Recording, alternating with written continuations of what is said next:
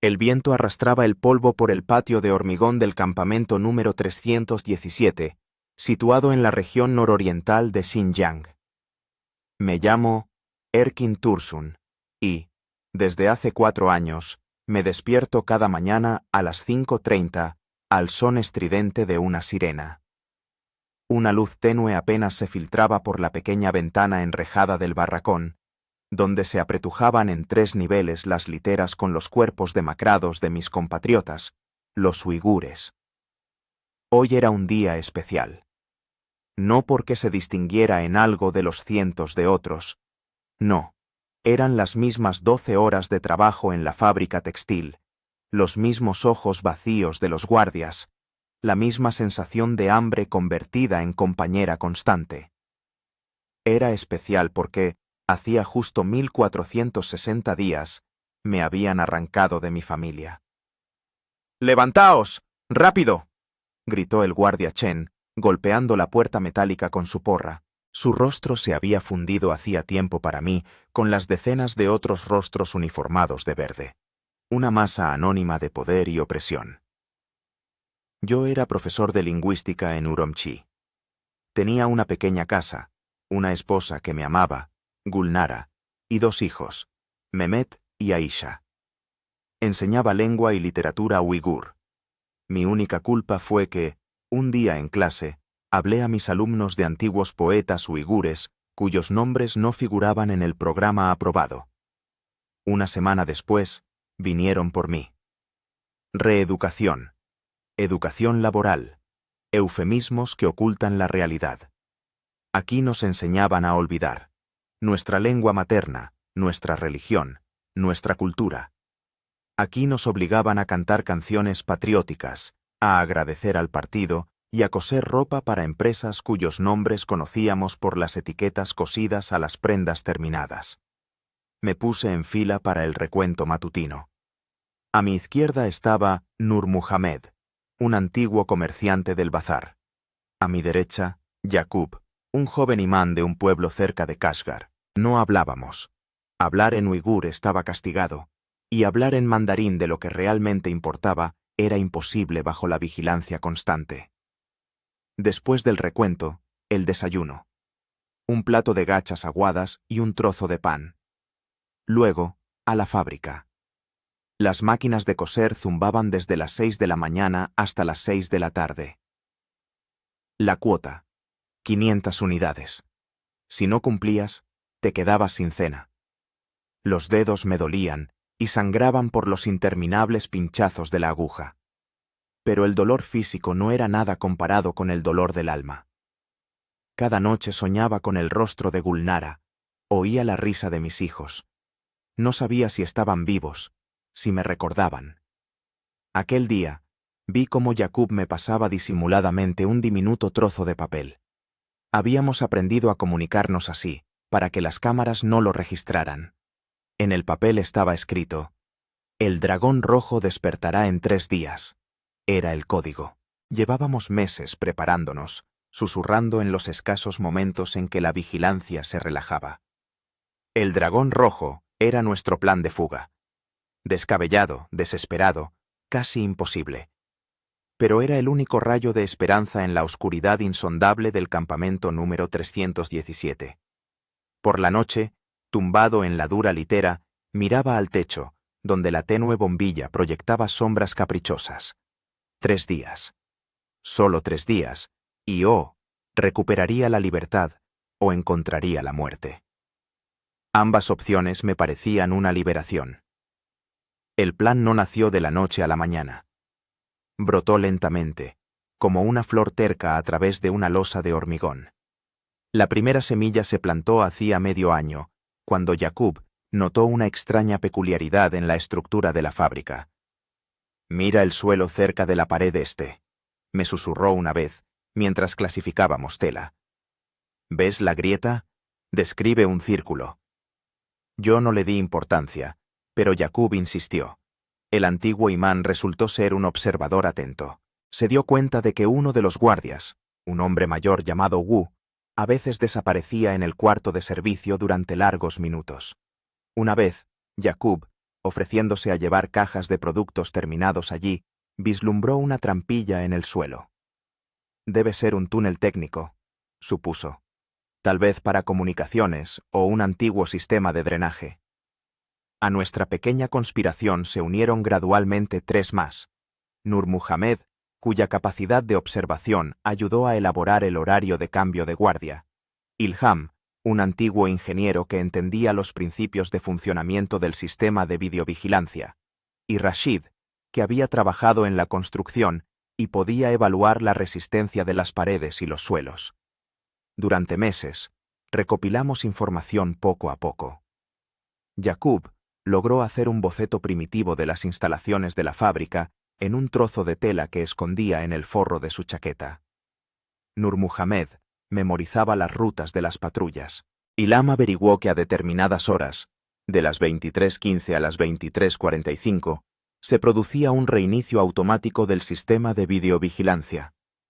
Yo, por mi parte, asumí la parte más peligrosa: reunir herramientas. Cada día sacaba algo pequeño de la fábrica: un fragmento de tijera, un trozo de alambre, una regla metálica. Lo escondía en un escondite que habíamos preparado debajo de una tabla del suelo en la esquina del barracón, donde la cámara no podía registrar lo que sucedía. Pero el principal problema seguía siendo la trampilla. Necesitábamos una llave o algo que pudiera abrirla. Y entonces, el destino nos brindó un regalo en la persona del guardia Wu. Wu no era como los demás. En sus ojos, a veces brillaba algo parecido a la compasión. Una vez, cuando me caí por el agotamiento, no me golpeó, como habrían hecho otros, sino que simplemente me ayudó a levantarme y me apartó a un lado. «Mi hijo tendría más o menos tu edad», dijo en voz baja en uigur, lo cual ya era increíble de por sí. «Murió hace 5 años. Tuberculosis». A partir de ese momento, se estableció entre nosotros una conexión frágil e inexpresada. Empecé a observar a Wu con más atención. Era un viejo comunista que creía en los ideales, pero no en los métodos. A veces, traía pan extra y lo dejaba discretamente a aquellos que estaban especialmente demacrados. «Tenemos que ponerlo de nuestra parte», le dije a Yaqub. «Es demasiado arriesgado», respondió. «Si se niega, nos enviarán a todos a la celda de castigo. O peor». Pero el tiempo apremiaba. Escuchábamos conversaciones de los guardias sobre que pronto trasladarían a parte de los prisioneros a otro campo, más al norte. Teníamos que actuar. Me decidí. Cuando Wu revisaba mi trabajo una vez más, susurré: «Mis hijos necesitan a su padre». Se quedó inmóvil. Luego respondió en voz baja: «No puedo hacer nada». «Puedes mirar hacia otro lado durante 30 minutos, solo una vez». Nuestros ojos se encontraron. En su mirada se leía una lucha interna. «No te imaginas lo que te harán si te atrapan», dijo. «Me lo imagino. Pero ya estoy muerto aquí. Cada día es una pequeña muerte». Se fue sin responder. Pensé que todo estaba perdido, que me delataría. Pero al día siguiente, Wu se acercó a mí y discretamente dejó caer una pequeña llave en el bolsillo de mi mono. «Corredor este. Una trampilla lleva al antiguo sistema de drenaje. Aproximadamente 2 kilómetros al este, luego una bifurcación. Gira a la derecha, 1 kilómetro más, y saldrás del perímetro, cerca de las tierras de cultivo. El viernes estoy en el turno de noche. A las 23:30 estaré en el sector este. Las cámaras se reinician. Tendréis 15 minutos». No podía creer lo que oía. «¿Por qué nos ayudas?». Guardó silencio durante un largo rato, luego dijo: «Porque una vez fui un hombre, y quiero morir como un hombre». Así el plan tomó forma definitiva. 5 personas, 15 minutos, un túnel subterráneo y una oportunidad fantasmal de libertad. El viernes llegó demasiado rápido y al mismo tiempo demasiado lento. Todo el día sentí cómo el corazón me latía en la garganta. Cada mirada de un guardia parecía sospechosa, Cada crujido, una señal de alarma. Jakub y yo intercambiamos miradas rápidas durante el desayuno. Todo estaba listo. Les comunicamos al resto de los participantes del plan con la frase clave: el dragón rojo despertará hoy. El día se prolongó de forma tortuosa.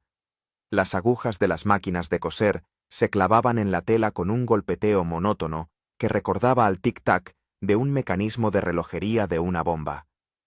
Por la tarde, me temblaban tanto las manos que me salté puntadas varias veces y recibí una reprimenda del maestro. Después de la cena, sopa líquida y un trozo de pan, nos llevaron a los barracones. El toque de queda era a las 21 nis.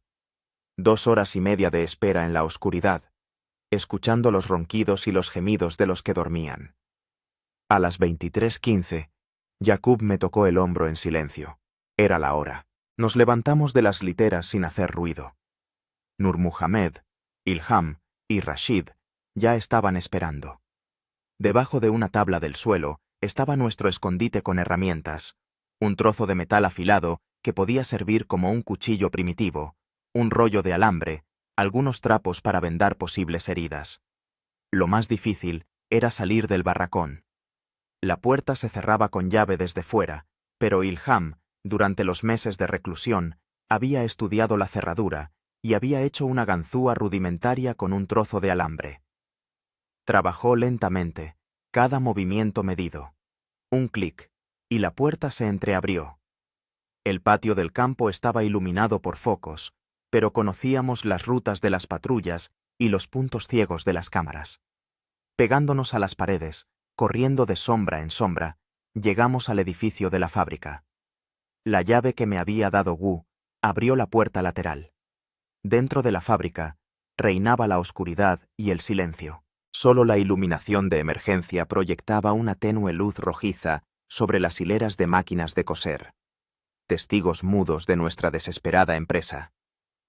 Por aquí, susurró Jakub, señalando una puerta de un cuarto de servicio. Nos deslizamos adentro. Entre cajas de tela y productos terminados, Jakub encontró una trampilla redonda de metal. La llave de Wu también servía para ella.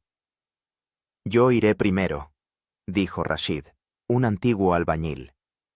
Hay que comprobar la solidez de las estructuras.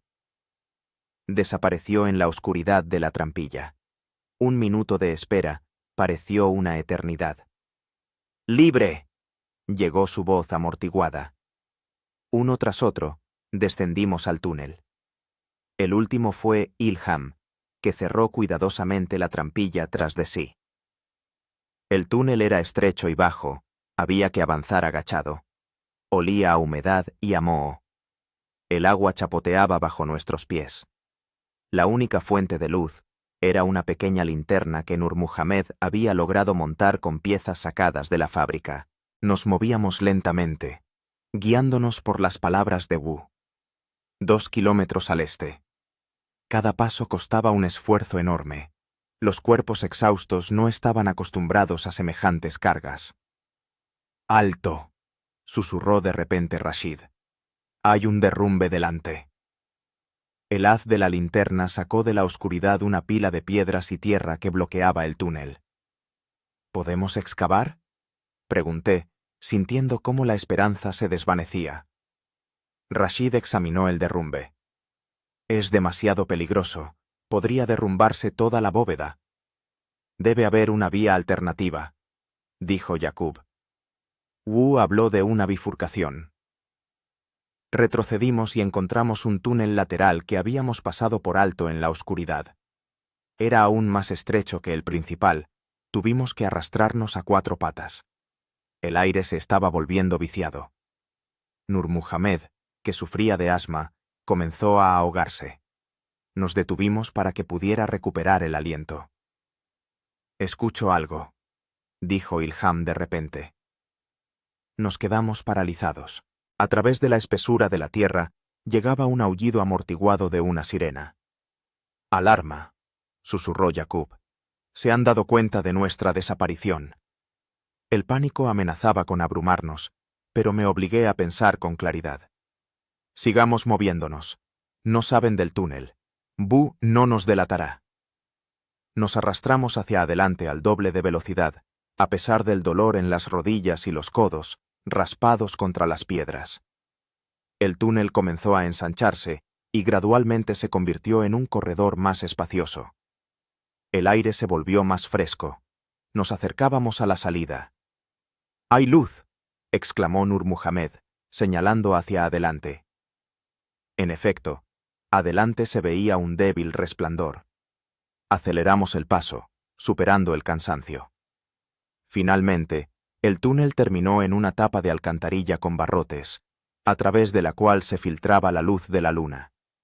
Rashid, con la ayuda de un trozo de metal que habíamos traído con nosotros, logró forzar las bisagras oxidadas. La tapa cedió con un chirrido penetrante. Uno tras otro, salimos al exterior. Sobre nosotros se extendía un cielo nocturno, salpicado de estrellas. Un espectáculo que no veíamos desde hacía años. Alrededor se extendían campos de cultivo. A lo lejos brillaban las luces de algún asentamiento. Pero nuestra alegría fue prematura. Desde el norte, desde el lado del campamento, llegaban ladridos de perros y se veían haces de linternas. Los grupos de búsqueda rastreaban la zona. «Tenemos que separarnos», dijo Jacob. «Juntos somos demasiado visibles». Era cierto, pero separarse daba miedo. Nos abrazamos para despedirnos, sabiendo que tal vez no nos volveríamos a ver. Al sur, tras las montañas, está Kazajistán, dijo Nur Muhammad. Si llegáis, buscad a un hombre llamado Aslan en Almaty. Es mi primo. Nos dispersamos en diferentes direcciones. Yo elegí el camino hacia el sureste, hacia las montañas que se oscurecían vagamente en el horizonte. A mis espaldas quedó el campamento No 317. Delante estaba la incertidumbre y una tenue esperanza de libertad. El primer día de libertad fue como un sueño febril. Corrí por los campos, tratando de mantenerme alejado de las carreteras y los pueblos. Cada sonido me hacía estremecer y esconderme. Cada sombra parecía la silueta de un perseguidor. Al amanecer, llegué a un pequeño bosque y me escondí entre los árboles. El cansancio se abatió sobre mí con un peso de plomo, pero dormir daba miedo. Escuchaba los sonidos a mi alrededor, esperando oír ladridos de perros o gritos de guardias. El hambre me roía el estómago. Después de 4 años en el campamento, me había acostumbrado a la desnutrición constante, pero ahora, cuando el cuerpo necesitaba energía para huir, el hambre se sentía especialmente aguda. Encontré algunas manzanas silvestres, agrias y duras, pero era mejor que nada. Pasé todo el día escondido, observando la carretera que pasaba a medio kilómetro del bosque. Varias veces vi coches de policía patrullando la zona. Una vez, un helicóptero voló sobre mi cabeza y me pegué al suelo, rezando para que no me vieran. Al caer la noche, continué mi camino. Moverse de noche era más seguro, aunque más difícil. Me orientaba por las estrellas, como me había enseñado mi padre de niño. La estrella polar indicaba el norte, así que tenía que ir en dirección contraria. Al segundo día, me topé con un pequeño arroyo. El agua era fría y limpia, una verdadera bendición. Bebí y me lavé la cara, viendo mi reflejo por primera vez en mucho tiempo. Del agua me miraba un hombre demacrado, con los ojos hundidos y una barba canosa. A los 38 años parecía tener 50. Avanzando a lo largo del arroyo, descubrí una cabaña de pastores abandonada. Dentro encontré una chaqueta vieja y un poco de pan seco, un verdadero tesoro. Cambié el uniforme del campamento por la ropa encontrada, sabiendo que con el uniforme de prisionero era demasiado visible. Al tercer día, la persecución se intensificó. 2 veces vi grupos de búsqueda con perros rastreando la zona. Una vez tuve que meterme en el agua y permanecer allí casi 1 hora para despistar a los perros. Al anochecer, llegué a las estribaciones de las montañas. La subida era extenuante para el cuerpo agotado, pero el miedo me daba fuerzas. Trepaba por las laderas rocosas, agarrándome a salientes y raíces de plantas. Tenía las manos ensangrentadas por las afiladas piedras, pero no me detenía. A una altura de unos 500 metros, encontré una pequeña cueva, lo suficientemente profunda como para esconderme, pero no tanto como para que la habitaran animales salvajes. Este lugar se convirtió en mi refugio durante los siguientes 2 días. Desde la cueva se veía el valle y podía observar los movimientos de los grupos de búsqueda. Rastreaban metódicamente la zona, avanzando en mi dirección. Era evidente que conocían la ruta aproximada de los fugitivos. Al 5.º día, vi un helicóptero suspendido sobre las montañas a 1 kilómetro aproximadamente al oeste de mi escondite. 1 hora después, oí disparos. El corazón se me encogió de dolor. Tal vez habían alcanzado a uno de mis compañeros. Decidí cambiar de dirección. En lugar de seguir hacia el sur, giré hacia el este, hacia bosques más densos. Esto alargaba el camino hacia la frontera, pero aumentaba las posibilidades de supervivencia. El 6.º día trajo nuevas pruebas. Comenzó a llover, convirtiendo los senderos de montaña en resbaladizas corrientes de barro. Me resbalé en la empinada ladera y rodé cuesta abajo, agarrándome a duras penas a la raíz de un árbol que sobresalía. Un dolor agudo me atravesó el hombro, una dislocación o un esguince. Empapado y congelado, me refugié bajo una roca saliente. Apenas me quedaban fuerzas. El hambre y el dolor nublaban mi mente. En mi delirio, veía los rostros de mi esposa e hijos, oía sus voces. Gulnara, susurré en la oscuridad. Mehmet, Aisha, voy hacia vosotros. Por la mañana del 7.º día me despertó el ladrido de unos perros. Estaban cerca, quizás a medio kilómetro. Venciendo el dolor en el hombro, me levanté y corrí cuesta arriba. Los pies resbalaban sobre las piedras mojadas, los pulmones me ardían por el esfuerzo. Los ladridos se acercaban. Subí a un saliente rocoso y los vi. 3 policías con perros pastores, rastreando metódicamente la ladera. Se movían directamente en mi dirección.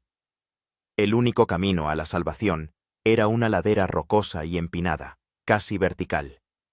En circunstancias normales, jamás me habría arriesgado a escalarla, pero ahora no tenía elección. Agarrándome con la mano sana a las salientes, comencé el ascenso. El hombro lesionado respondía con ráfagas de dolor a cada movimiento.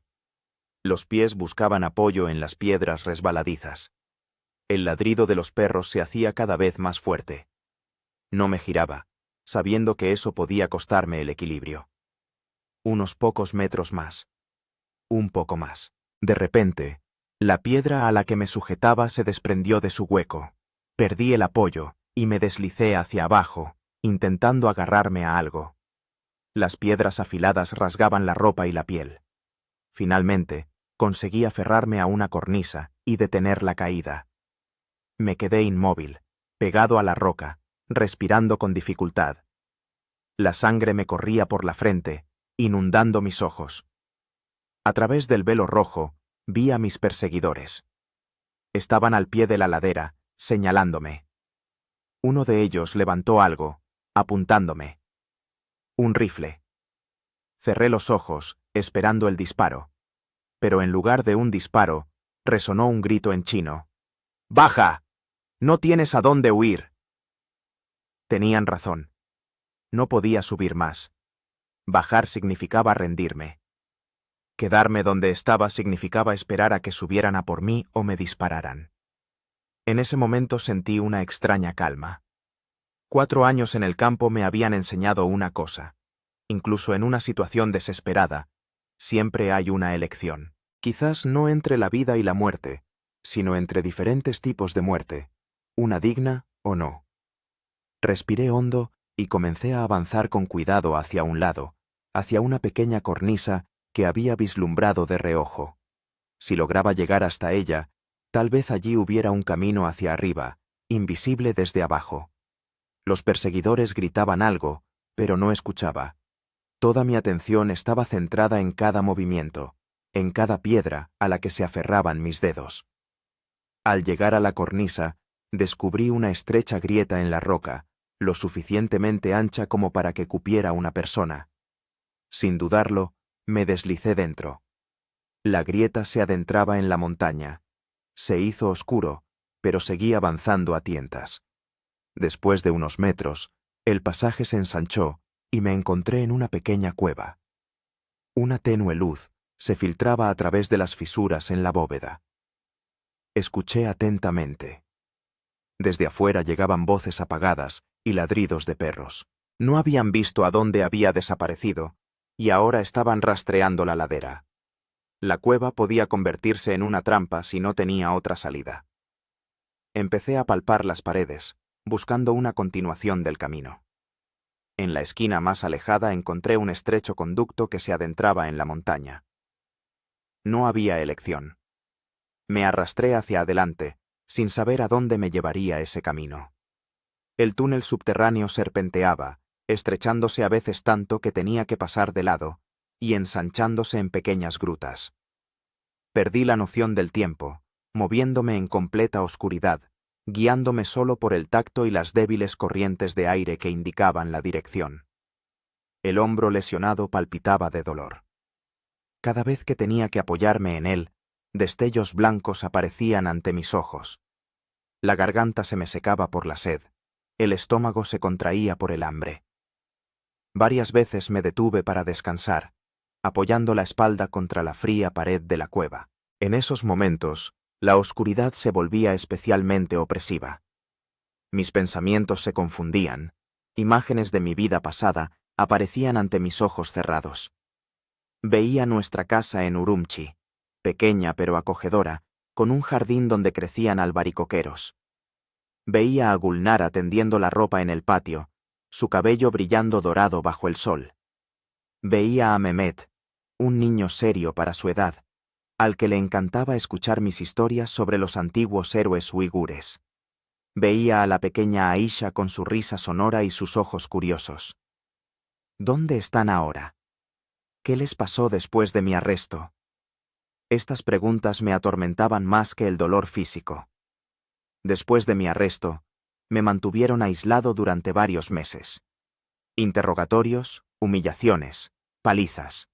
El procedimiento habitual para los elementos políticamente poco fiables. Luego vino el juicio, una formalidad en la que ni siquiera me dejaron hablar. Y finalmente, el campo número 317. En 4 años de encierro, solo recibí una carta de mi familia. Una breve nota de Gulnara, que había pasado la censura. Estamos vivos. Rezamos por ti. Sé fuerte.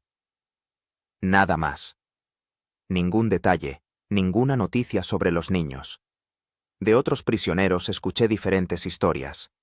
A algunos les comunicaban que sus familias habían sido reubicadas, un eufemismo que significaba enviarlas a otros campos o trasladarlas por la fuerza a las provincias del interior de China. A otros les decían que sus hijos estaban siendo enviados a internados para una educación adecuada. Jacob contaba que su esposa había sido arrestada un mes después que él, por llevar hijab. No sabía nada de sus hijos. Estos pensamientos me atormentaban en la oscuridad de la cueva, haciendo que el sufrimiento físico fuera casi imperceptible. Avanzaba, sin saber si este camino conducía a la salvación o a una trampa aún más profunda. De repente, la mano que palpaba la pared de delante no encontró resistencia. Me moví con cautela hacia adelante y comprendí que el pasadizo terminaba, desembocando en una gran cueva. El aire aquí era más fresco, con un ligero olor a humedad. Di unos pasos y me detuve, tratando de escuchar. Silencio. Solo se oía a lo lejos un débil murmullo de agua. Avanzando hacia el sonido, me topé con un pequeño arroyo subterráneo. El agua estaba helada, pero limpia. Bebí largamente, a pequeños sorbos, sintiendo cómo la vida volvía a mi cuerpo exhausto. Tras lavar mis heridas, intenté mirar a mi alrededor. Mis ojos se habían acostumbrado un poco a la oscuridad, y divisé un débil resplandor en el extremo más alejado de la cueva. Al dirigirme hacia allí, descubrí que la luz se filtraba a través de una estrecha grieta en la bóveda. Debía de ser de día afuera. No sabía cuánto tiempo había pasado bajo tierra, horas o días. La grieta era demasiado estrecha para salir por ella, pero daba esperanza de que pudiera haber una salida a la superficie cerca. Continué explorando la cueva, moviéndome a lo largo de las paredes. En un lugar sentí una ligera corriente de aire. Siguiéndola, descubrí un estrecho pasadizo que ascendía. La ascensión fue tortuosa. Varias veces resbalé, cayendo sobre las afiladas rocas. El hombro parecía arder. Pero seguí trepando, aferrándome a cualquier saliente. Finalmente, delante brilló la luz, la verdadera luz del día, no el espejismo del brillo de los minerales subterráneos. Reuniendo mis últimas fuerzas, me escurrí por la estrecha abertura y me encontré en la superficie. El sol me deslumbró. Me cubrí los ojos con una mano, intentando acostumbrarme a la luz brillante. Cuando mi vista se adaptó, vi que estaba en la ladera de una montaña, cubierta de escasa vegetación. Abajo se extendía un valle, a través del cual fluía un río que brillaba a la luz del sol. Mi primer impulso fue correr hacia abajo, hacia el agua y la posible comida. Pero la experiencia me había enseñado a ser cauteloso. Miré a mi alrededor, buscando señales de perseguidores. A lo lejos, en la ladera opuesta del valle, se vislumbraban figuras oscuras. Un equipo de búsqueda. Se movían en paralelo al río, obviamente asumiendo que los fugitivos se mantendrían cerca del agua. Decidí moverme perpendicularmente a su ruta, ascendiendo a las montañas. Era un camino más difícil, pero menos obvio para los perseguidores. Todo el día estuve trepando por las escarpadas laderas, parando solo para recuperar el aliento y mirar a mi alrededor. Al atardecer, llegué a una pequeña meseta, desde la que se divisaban decenas de kilómetros a la redonda. En el oeste, el sol se ponía tras las cumbres de las montañas, tiñendo el cielo de tonos rojos y dorados. En el este, se cernía el crepúsculo. Y en el sur, donde me dirigía, el horizonte se perdía en una bruma azulada. Encontré refugio entre las rocas y me preparé para pasar la noche. El hambre era atroz, pero no podía hacer nada al respecto. El único consuelo era la cantimplora con agua que había llenado en el arroyo subterráneo. La noche fue fría. A esa altura, a pesar del verano, la temperatura bajaba casi hasta cero. Temblaba, hecho un ovillo, abrazando mis rodillas con los brazos. El sueño llegaba a trompicones, lleno de pesadillas de persecuciones y torturas. Al amanecer, me despertó un sonido extraño. Al abrir los ojos, vi a pocos metros de mí una cabra montesa. El animal me miraba con curiosidad, sin mostrar miedo. Era una señal. En el campamento, un viejo uigur, antiguo pastor, me había dicho que las cabras montesas nunca se acercan a lugares donde hay peligro. Su presencia significaba que no había gente cerca. Con renovadas fuerzas, me levanté y continué mi camino. Al descender de la meseta, descubrí un pequeño bosquecillo de árboles frutales, un huerto silvestre de un asentamiento abandonado. Las manzanas eran pequeñas y agrias, pero para mí parecían un festín. Hacia el mediodía llegué a un pequeño lago escondido entre las rocas. En la orilla había una cabaña destartalada, quizá un refugio de cazadores o pastores utilizado en la temporada estival. Dentro encontré una vieja manta, utensilios de hojalata y, lo más valioso, cerillas en un recipiente impermeable. Encendí una pequeña hoguera en el hogar, procurando que el humo no fuera visible desde fuera. El calor del fuego y la relativa seguridad del refugio me permitieron descansar de verdad por primera vez en muchos días. Examiné mis heridas. El hombro estaba hinchado y amoratado, pero parecía que no estaba roto. Los numerosos cortes y rasguños empezaban a cicatrizar. Por la noche oí el ruido de un helicóptero. Asomándome a la cabaña, vi su silueta contra el cielo del atardecer. Estaba dando vueltas sobre el valle, pero no se acercaba a mi posición. La búsqueda continuaba, pero parecía que habían perdido mi rastro. Tal vez habían decidido que había muerto en las montañas o en las cuevas, o se habían concentrado en la captura de otros fugitivos. Este pensamiento trajo consigo no solo alivio, sino también un sentimiento de culpa. ¿Qué había sido de Yaqub, Nur Muhammad, Ilham y Rashid? ¿Habían logrado escapar de la persecución? ¿O estaban de nuevo en el campo, siendo torturados para revelar la ruta de mi fuga? ¿Y qué hay de Wu, el anciano guardia que se arriesgó a ayudarnos? ¿Habían sospechado de él? ¿Qué castigo le esperaba a un hombre que había ayudado a los enemigos del pueblo? Estas preguntas me atormentaban mientras estaba sentado junto al fuego, mirando las danzantes llamas. La libertad resultó ser un regalo amargo, envenenado por la incertidumbre y el sentimiento de culpa hacia aquellos que quedaron atrás. Pero no podía permitirme rendirme. Por Gulnara, por los niños, por todos los que sufrían en los campos, debía sobrevivir y contarle al mundo la verdad. Con este pensamiento me quedé dormido, sintiendo por primera vez en mucho tiempo no solo miedo y desesperación, sino también una débil chispa de esperanza. Pasé 3 días en la cabaña junto al lago, recuperando fuerzas. Pescaba con una caña primitiva, hecha de una rama y un hilo sacado de una manta. Recogía bayas silvestres y raíces. El hombro se curaba gradualmente, aunque todavía me dolía con movimientos bruscos.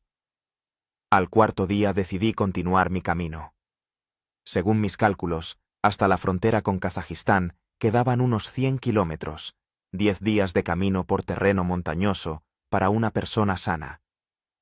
Para mí, debilitado por años de encierro y las recientes pruebas, podría llevarme el doble de tiempo. Me movía con cautela, evitando espacios abiertos y caminos. Durante el día caminaba, por la noche descansaba en refugios naturales, cuevas, grietas en las rocas, densos matorrales. Al 5.º día de camino, vi a lo lejos humo de una fogata. Alguien había acampado en un valle, a un par de kilómetros de mi ruta. ¿Perseguidores? ¿Pastores? ¿Otros fugitivos? La curiosidad luchaba contra la precaución. Decidí acercarme y reconocer la situación. Escondido entre las rocas en la ladera, observé el campamento a través de un catalejo improvisado, hecho de corteza de abedul enrollada. Alrededor de la fogata estaban sentados 3 hombres vestidos de civil. Cerca pastaban caballos. Aparentemente, eran nómadas kazajos locales, trasladando ganado. Necesitaba su ayuda, comida, tal vez ropa, o información sobre una ruta segura a través de la frontera. Pero no sabía si podía confiar en ellos. Las autoridades podrían ofrecer una recompensa por información sobre los fugitivos. Después de largas dudas, decidí arriesgarme. Esperando a que 2 hombres fueran a revisar el ganado, dejando solo a un anciano junto a la fogata, bajé lentamente de la colina, con las manos a la vista. El anciano me notó cuando estaba a 50 pasos del campamento. No mostró miedo, solo observó atentamente mi acercamiento. As-salamu alaikum. Pronuncié el saludo musulmán tradicional, esperando que entendiera que yo era uno de ellos. Wa alaikum as-salam, respondió el anciano en kazajo. ¿Quién eres y qué haces solo en estas montañas? Decidí decir la verdad. Parcial. Me llamo Erkin. Soy un uigur de Urumqi. He escapado de la persecución. El anciano asintió, como si esperara tal respuesta. Siéntate, Erkin. Debes tener hambre. Sirvió kumis en tazas, una bebida ligeramente ácida hecha de leche de yegua, y cortó un trozo de carne seca. Comí lentamente, disfrutando de cada bocado de comida real. Me llamo Nurlan, se presentó el anciano. Estos son mis hijos, Arman y Daulet. Estamos trasladando el ganado a los pastos de verano. Pronto regresaron sus hijos, hombres fuertes de entre 30 y 40 años. Desconfiaron del extraño, pero el respeto por la decisión de su padre les impidió expresar su descontento abiertamente. Durante la cena les conté mi historia. Sobre el campo, sobre la fuga, sobre la persecución. Escucharon en silencio, a veces intercambiando miradas. Muchos de nuestros familiares también están en los campos, dijo finalmente Arman. Mi primo desapareció hace 2 años. Dicen que por ir a Kazajistán a visitar a su familia. La frontera ahora está más vigilada que nunca, agregó Dowlett. Cámaras, sensores de movimiento, patrullas. Cruzarla sin ser detectado es casi imposible. Mi corazón se hundió. Estaba tan cerca de la meta, pero la última barrera parecía insuperable. Casi imposible, repitió Nurlan, enfatizando la palabra casi. Pero hay un camino, un antiguo camino, conocido solo por los viejos pastores. Me habló de un sendero de montaña que serpenteaba entre los picos, pasaba por un estrecho desfiladero y conducía a un pequeño lago, dividido por la frontera. En el lado kazajo del lago había una cabaña de pescadores abandonada, donde podría refugiarme. Pero te advierto, el camino es peligroso, no solo por los guardias fronterizos, sino también por la propia naturaleza. Pendientes pronunciadas, pedregales, animales salvajes. Muchos han muerto tratando de recorrer esta ruta. Entendía el riesgo, pero no tenía otra opción. Nurlan aceptó acompañarme parte del camino, hasta el comienzo del tramo peligroso. A partir de ahí, debía ir solo. Al amanecer nos pusimos en camino. Nurlan montaba a caballo, yo caminaba a su lado. Nos movíamos por senderos estrechos, conocidos solo por los lugareños, evitando lugares donde pudiera haber patrullas o puestos de observación. Al mediodía llegamos a una meseta de alta montaña. Nurlan se detuvo y señaló un sendero apenas visible que ascendía por una pendiente pronunciada. A partir de aquí, estás solo. Sigue este sendero hasta la grieta en la roca, que parece un diente de dragón. Allí, gira hacia el este y desciende al desfiladero. Después de un día de camino, verás el lago. La orilla norte ya es Kazajistán. Me entregó una bolsa con carne seca y pan plano, una cantimplora con kumis y un viejo cuchillo. Que Alá te proteja, Erkin. Nos abrazamos y comencé el ascenso. El sendero era apenas perceptible, una estrecha franja de hierba aplastada que desaparecía a ratos entre las piedras. Varias veces lo perdí y tuve que retroceder para encontrar el camino de nuevo. Al caer la tarde, llegué a la cresta rocosa. El viento arreció, calándome hasta los huesos a través de la fina ropa. Encontré una pequeña cueva y me dispuse a pasar la noche, encendiendo una diminuta hoguera con musgo seco y ramas. Por la mañana, continué el camino. El sendero se volvía cada vez más empinado y peligroso. En un lugar tuve que escalar casi verticalmente, agarrándome a las protuberancias de las rocas. De repente, el pie resbaló y caí al vacío. Una cornisa detuvo la caída. Un dolor agudo me recorrió el cuerpo.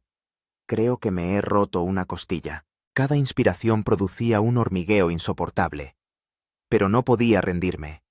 Apretando los dientes, continué el ascenso, tratando de respirar superficialmente. Al mediodía, llegué a la cima. Ante mí se abrió una vista que cortaba la respiración. Picos montañosos que se perdían en el horizonte, valles cubiertos de una alfombra verde y una delgada línea plateada.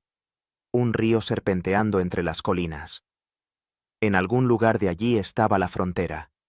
Una línea invisible que separaba la esclavitud de la libertad.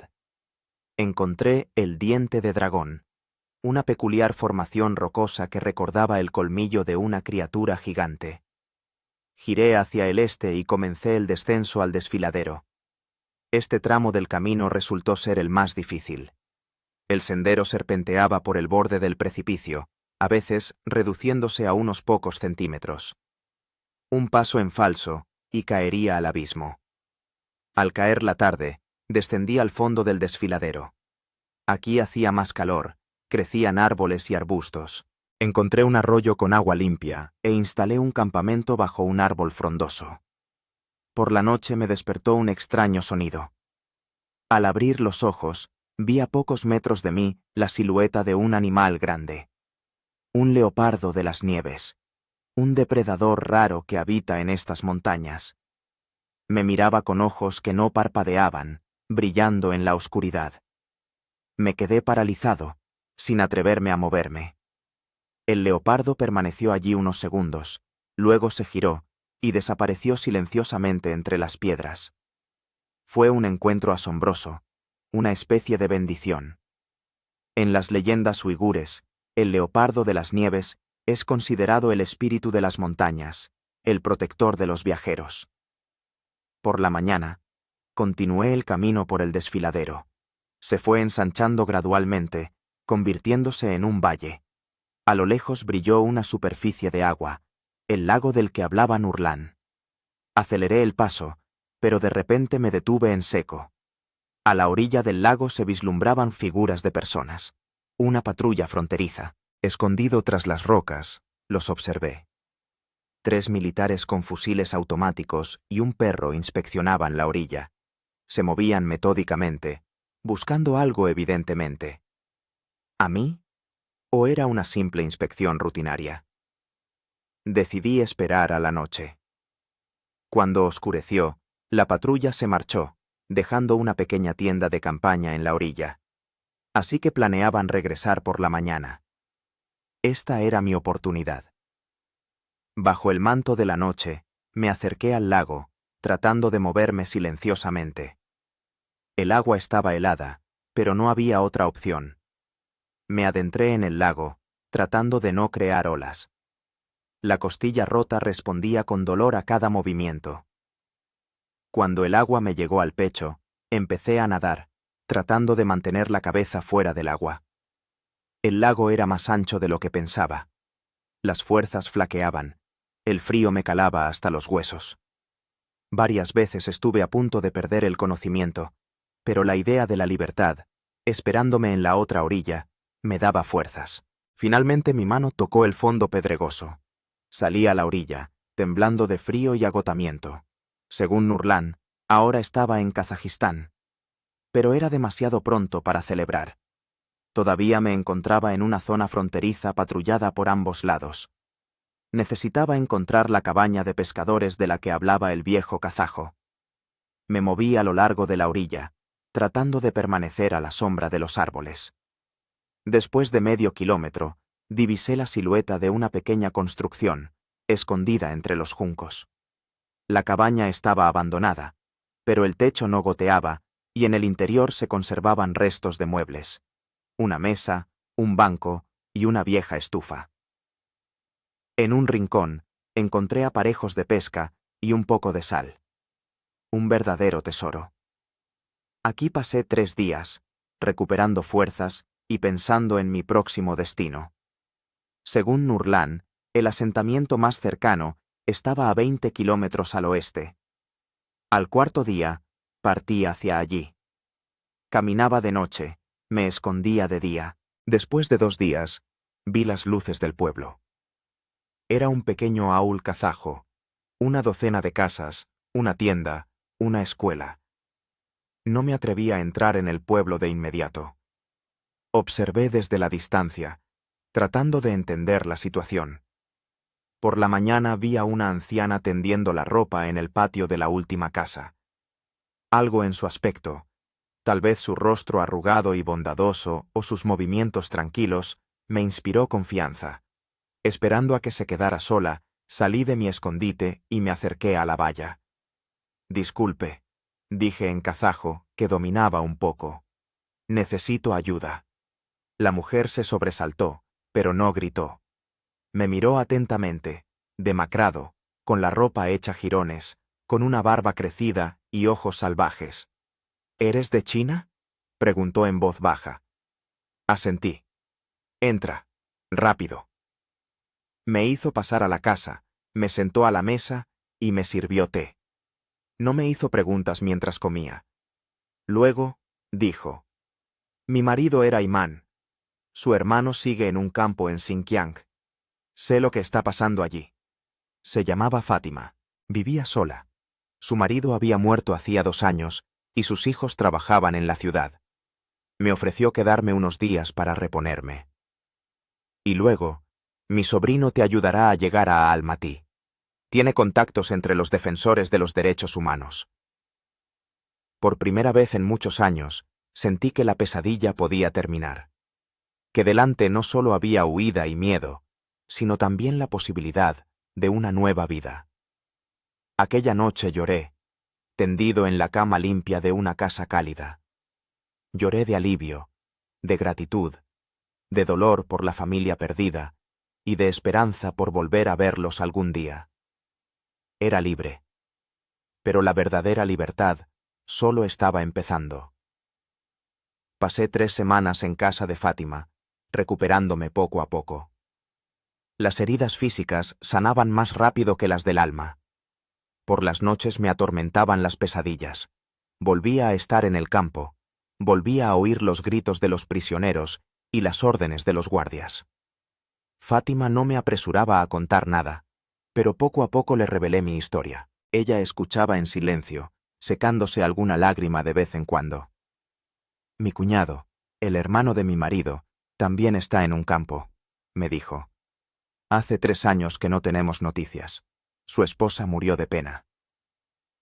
A través de ella me enteré de las últimas noticias sobre la situación en Xinjiang. Los campos se estaban expandiendo.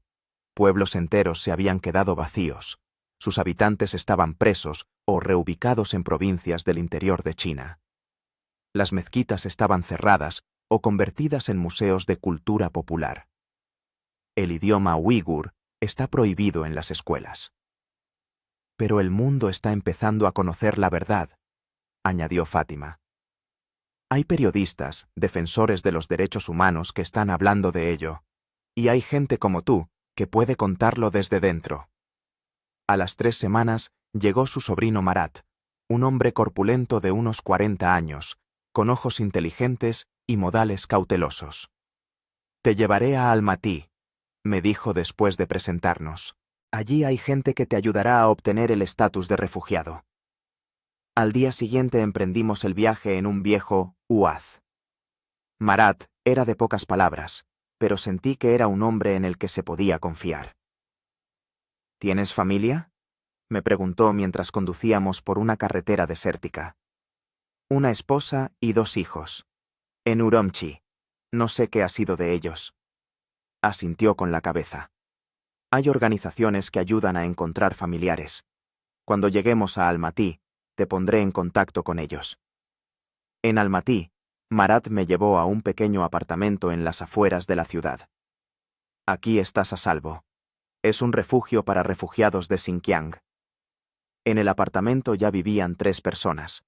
Una joven familia uigur con un niño pequeño. Habían huido hacía 6 meses, pagando a los guías todos sus ahorros. Al día siguiente llegó una mujer que se presentó como empleada de una organización de derechos humanos. Estuvo hablando conmigo durante mucho tiempo, grabando mi relato. Su testimonio es muy valioso, me dijo. Estamos preparando un informe para la ONU sobre la situación en Xinjiang, pero tiene que pensar en su seguridad. Las autoridades chinas podrían intentar encontrarle. Me ayudó a presentar los documentos para obtener el estatus de refugiado y me puso en contacto con un abogado especializado en estos casos. Comenzó un período de espera y adaptación. Estudiaba ruso, necesario para vivir en Kazajistán. Ayudaba en la casa. A veces daba entrevistas a periodistas, de forma anónima, ocultando mi rostro. 2 meses después, me expidieron los documentos temporales de refugiado. Esto me daba derecho a permanecer legalmente en el país, pero no a trabajar oficialmente. Encontré un trabajo a tiempo parcial en una pequeña cafetería propiedad de una familia uigur. Lavaba platos, limpiaba, a veces ayudaba en la cocina. Me pagaban poco, pero era suficiente para una vida modesta. Por las noches escribía mis memorias. Al principio solo para mí, para ordenar mis pensamientos, para desahogar el dolor. Luego me di cuenta de que podía ser importante para otros, como testimonio, como advertencia. 6 meses después de llegar a Almatí, recibí una noticia que cambió mi vida. Los defensores de los derechos humanos habían encontrado información sobre mi familia. Gulnara, estaba viva.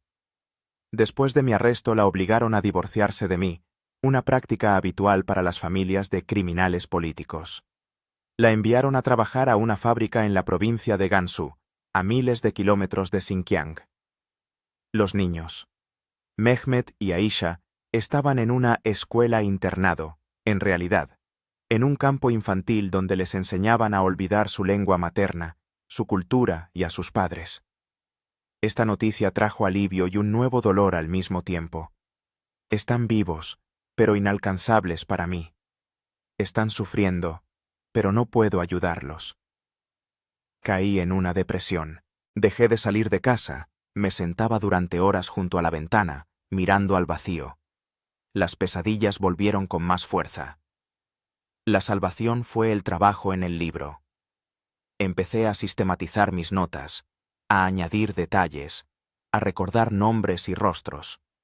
Fue una terapia y una misión al mismo tiempo. La Organización de Derechos Humanos encontró una editorial interesada en publicar estos testimonios. Me ofrecieron un contrato.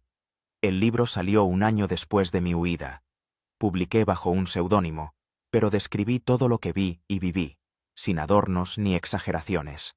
La reacción superó las expectativas. El libro se tradujo a varios idiomas. Me invitaron a reuniones privadas con diplomáticos, periodistas, representantes de organizaciones internacionales. Pero el éxito también trajo nuevos problemas. Las autoridades chinas declararon mi libro una falsificación malintencionada y exigieron a Kazajistán mi extradición. Oficialmente, no revelaron mi identidad, pero yo intuía que podían dar conmigo. Los defensores de los derechos humanos me ayudaron a mudarme a otra ciudad y a cambiar mi apariencia. Me dejé crecer la barba, empecé a usar gafas, cambié mi estilo de vestir. La vida se convirtió en una constante alerta. Cada desconocido en la calle me parecía un agente potencial. Cada llamada telefónica, una posible amenaza. Pero no me arrepentía de mi decisión de contar la verdad. El libro hacía lo que yo no podía hacer de otra manera: dar testimonio del sufrimiento de mi pueblo, llamar la atención sobre un problema que el mundo prefería ignorar. 1 año y medio después de mi fuga, ocurrió un acontecimiento que considero un milagro. Los defensores de los derechos humanos lograron organizar la fuga de Gulnara de China. La operación llevó meses de planificación y costó una fortuna, recaudada por la diáspora uigur en todo el mundo. Recuerdo nuestro encuentro como en una nebulosa. Ella estaba de pie en la puerta del apartamento, demacrada, con mechones grises en el pelo negro, con nuevas arrugas en la cara. Pero los ojos eran los mismos, marrones, profundos, llenos de amor. Nos abrazamos y permanecimos así, en silencio, sin poder pronunciar palabra. Luego nos sentamos juntos, tomados de la mano, y empezamos a hablar, atropelladamente, saltando de un tema a otro, temiendo no tener tiempo de contarlo todo en una sola noche. Me contó su vida después de mi arresto. Los interrogatorios, el divorcio forzado, cómo la separaron de nuestros hijos. Me dijeron que habías muerto en el campo, susurró. No lo creí. Pero cuando los meses se convirtieron en años, le conté mi fuga, mi vida en Kazajistán, el libro. Ella escuchaba, sin interrumpir, a veces apretando mi mano con más fuerza. Tenemos que recuperar a nuestros hijos, dijo por la mañana. No intentar recuperarlos, ni esperar recuperarlos, sino recuperarlos, como un hecho innegable. Y en ese momento comprendí que nuestra lucha no había hecho más que empezar. La fuga del campo era solo el primer paso en un largo camino hacia la verdadera libertad. Han pasado 5 años desde mi fuga del campo número 317. Estoy sentado en el balcón de un pequeño apartamento en Toronto, observando cómo el sol se pone tras el paisaje urbano. A mi lado, Gulnara riega las flores, un simple gesto que todavía me produce una sensación de gratitud y asombro. Estamos juntos, somos libres. Nuestra vida ha cambiado radicalmente. Tras la publicación del libro y una serie de entrevistas anónimas a medios de comunicación internacionales, permanecer en Kazajistán se había vuelto demasiado peligroso. El gobierno chino ejercía presión, exigiendo mi extradición.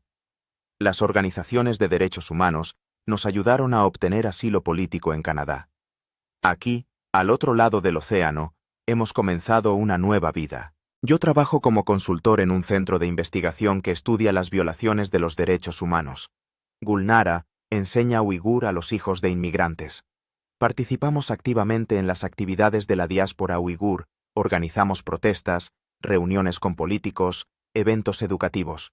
Pero la principal tarea de nuestra vida es buscar a nuestros hijos. Mehmet tiene ahora 16 años.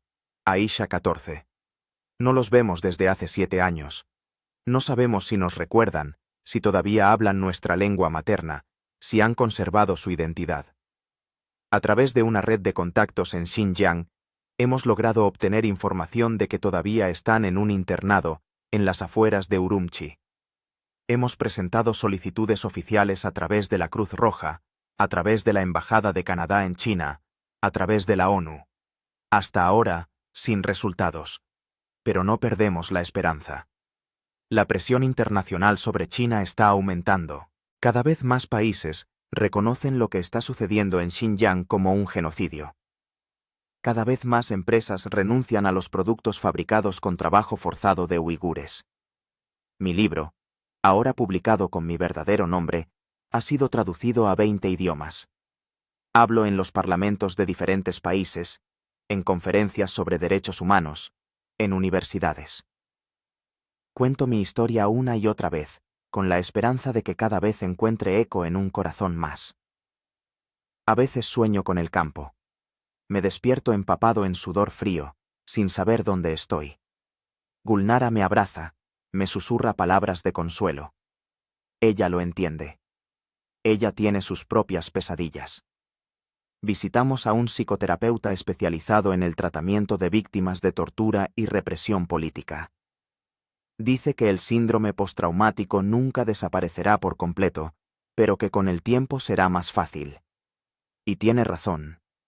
Poco a poco, los días buenos empiezan a superar a los malos. Estoy aprendiendo a disfrutar de las cosas sencillas. El sabor del pan fresco, el olor de la lluvia primaveral, la posibilidad de dormir sin esperar el grito de un guardia. Pero la curación completa es imposible sin nuestros hijos. Su ausencia es una herida abierta que no cicatriza. El mes pasado hubo un avance. Un periodista que trabaja en China logró tomar fotografías de Mehmet y Aisha durante un evento escolar.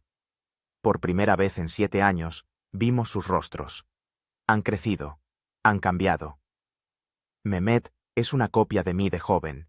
Los mismos ojos serios, la misma arruga entre las cejas. Aisha se parece a Gulnara. Rasgos faciales finos, pelo largo recogido en un peinado sobrio. Llevaban el mismo uniforme escolar. En el pecho, pañoletas rojas de pioneros. En los rostros, expresiones ausentes, que recuerdo tan bien del campo. Una máscara que oculta los verdaderos sentimientos. Gulnara lloraba mirando las fotografías. Yo no podía. Algo se congeló dentro de mí al ver esas caras tan familiares y a la vez tan ajenas. Están vivos, dijo Gulnara. Están sanos. Eso es lo importante. Tiene razón, pero no puedo evitar pensar en lo que está pasando con sus almas. ¿Qué les están enseñando? ¿Qué dicen de sus padres? ¿Les obligan a renegar de nosotros, de sus raíces? Hace poco conocí a un joven que había escapado de una escuela-internado similar. Me contó que obligan a los niños a escribir ensayos autocríticos en los que condenan las opiniones extremistas de sus padres. A los que se niegan, les privan de comida o los encierran en un calabozo. Esta idea no me deja dormir por las noches.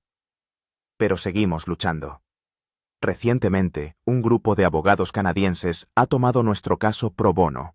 Están preparando una demanda ante un tribunal internacional, exigiendo que se declare ilegal la retención de los niños y que se logre su reunificación con sus padres. Las posibilidades son escasas, pero es mejor que nada.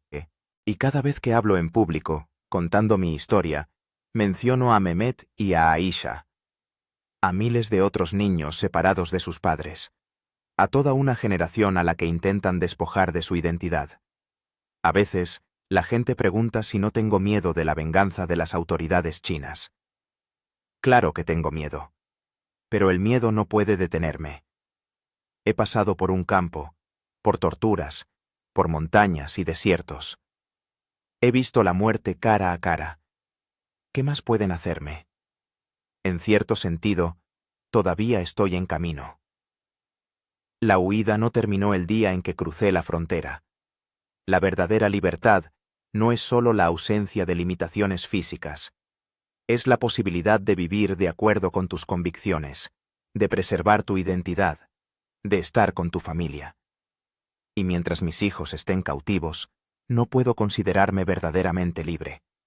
Ayer recibí una carta de Yaqub. Sí, del mismo Yaqub, el antiguo imán que fue uno de los organizadores de nuestra fuga. Resulta que él también logró escapar, por otra ruta, a través de Mongolia. Ahora vive en Turquía y trabaja en una fundación de ayuda a los refugiados uigures. Me escribe que Nur Muhammad e Ilham también están en libertad. Solo Rashid no pudo escapar.